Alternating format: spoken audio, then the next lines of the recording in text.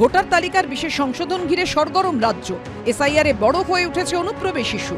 সীমান্তে যখন অনুপ্রবেশকারীদের ফেরার হিড়িক, এই আবহে আগামী মঙ্গলবার এসআইআর ইস্যুতে সীমান্তবর্তী বনগাঁয় মতুয়াগড়ে জোড়া কর্মসূচি তৃণমূল নেত্রী মমতা বন্দ্যোপাধ্যায়। প্রথমে দুপুরে বনগাঁ ত্রিকোণ পার্কে সমাবেশ, এরপর দুপুর ৩টে থেকে মহামিছিল, যা শুরু হবে চাঁদপাড়া থেকে এবং শেষ হবে মতুয়াবাড়িতে। বনগাঁর মানুষের পাশে উনি আসছে, তাদের অভিভাবক হয়ে যেভাবে মানুষ আতঙ্কগ্রস্ত আছে, যাতে মানুষ ভয়ভীতি না পায়, মাননীয় মুখ্যমন্ত্রী মমতা বন্দ্যোপাধ্যায় তাদের সঙ্গে আসে এবং এই এসআইআর এর বিরুদ্ধে ওনার যতদূর যাওয়ার দিদি বলে দিয়েছে যে প্রয়োজনে আমরা দিল্লির বুকেও যাব। তৃণমূল নেত্রীর কর্মসূচি ঘিরে প্রস্তুতি তুঙ্গে। শনিবার মুখ্যমন্ত্রী নিরাপত্তার দায়িত্বে থাকা আধিকারিকদের সঙ্গে বৈঠক হয় জেলা প্রশাসন ও জনপ্রতিনিধিদের। যদিও এসআইআর সিএএ নিয়ে কেন্দ্রীয় সরকারের উদ্যোগে খুশি বলে জানিয়েছে কেন্দ্রীয় জাহাজ প্রতিমন্ত্রী শান্তনু ঠাকুরের অনুগামীরা।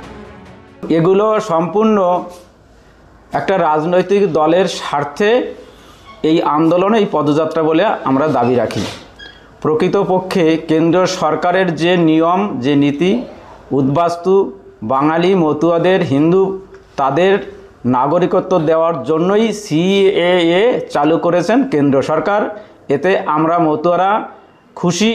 ভোটার তালিকার বিশেষ সংশোধনে কার নাম থাকবে আর কার নাম বাদ পড়বে সে নিয়ে রয়েছে উদ্বেগ।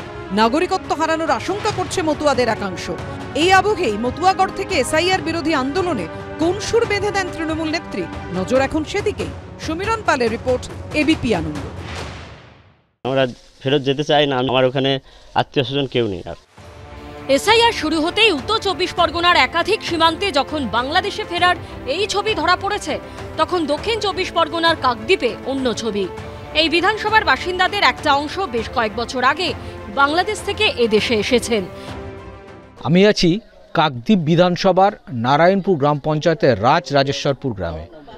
এই যে গ্রাম, এটা প্রচুর মানুষ আছেন যারা একসময় ধর্মীয় উৎপীড়নের কারণে বাংলাদেশ থেকে এখানে চলে এসেছিলেন এবং তারা অধিকাংশই সামুদ্রিক মৎস্যজীবী। বেশিরভাগের কাছেই রয়েছে এদেশের পরিচয়পত্র। এখানকার স্কুলে তাদের ছেলেমেয়েরা পড়াশোনা করছে। এসআইআর আবহে তাদের কাছে এনুমারেশন ফর্মও এসে পৌঁছেছে। কিন্তু সমস্যা হলো ২০০২-এর ভোটার তালিকায় তাদের বা তাদের পূর্বপুরুষ কারোর নাম নেই। এই অবস্থায় ফর্ম ফিল আপ করতে রীতিমতো সমস্যায় পড়তে হচ্ছে বাসিন্দাদের। ২০০২-এর তালিকায় তো আপনাদের নাম নেই বা অন্য কাগজপত্র আছে। ২০০২-এর তালিকায় আমার নাম নেই, আমার বাবার মার নাম নেই। যতটুকু নথি আছে আমার কাছে ততটুকু দিয়ে ফর্ম ফিল আপ করে দেবো। আধার কার্ড আছে, রেশন কার্ড আছে, স্কুল সার্টিফিকেট আছে। দেশের সুরক্ষার জন্য সে এসআইআর করছে। যদি বাদ চলে যায় কিছু করার নেই, কারণ আমি তো ওপার বাংলার থেকে বাবা মা এসেছে, সেই সূত্রে আমিও ওপার বাংলারই লোক। যদি বাদ যায় আমি সিএতে অ্যাপ্লাই করব, নাগরিকত্ব পাওয়ার জন্য অ্যাপ্লাই করব। ভোটারদের আশ্বস্ত করছেন বিএলও। ২০২৫-এর লিস্টে তোমার নাম, তোমার বাবার নাম, যাই যেটুকু আছে সেটুকু শুধু তুলে দেবে। ওইটা তুলে দিয়ে সই করে আমার কাছে নিয়ে গেলে আমি জমা নিয়ে নেবো। তাদেরকে বিডিও অফিসে নোটিশ করে ডেকে ওখানে তোমাদের ইন্টারভিউ হোক কি হিয়ারিং হোক, যেটাকে হবে সেখান থেকে তোমাদের মানে যেটা হওয়ার সেটা হবে। সেই ব্যবস্থাটা আমরা বলতে পারবো না, তবে তোমাদের কিন্তু কোনো ভয় নেই। এই আবহে শুরু হয়েছে রাজনৈতিক তরজা। একদিকে এলাকায় সিএএ ক্যাম্প করেছে বিজেপি, অন্যদিকে সিএএ ক্যাম্পের বিরোধিতায় নেমেছে তৃণমূল। তিনি চান না যারা উদ্বাস্তু বাস্তুরা হিন্দুরা সনাতনীরা আছেন এখানে ভারতবর্ষে বা এই রাজ্যের নাগরিকত্ব পাক, তিনি চান না। তিনি যদি চাইতো এসআইআর সঙ্গে এনআরসি যুক্ত করতো না। সিএ এখনো পর্যন্ত ওয়েস্ট বেঙ্গলে অ্যাপ্লিকেবল নয় এবং সেক্ষেত্রে আপনি যদি সেই ফর্মে ফিল আপ করেন, আপনি সেখানে আমাদের কেন্দ্রীয় যে আমাদের কমিশন আছে, আমাদের নির্বাচন কমিশন, আপনি সেখানে ডিক্লারেশন দিয়ে দিচ্ছেন কিন্তু যে আপনি ভারতীয় নাগরিক নয়।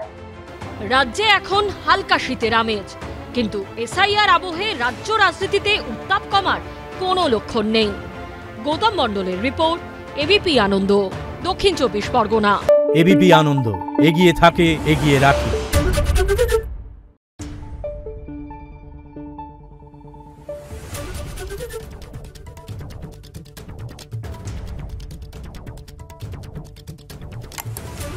Thank you.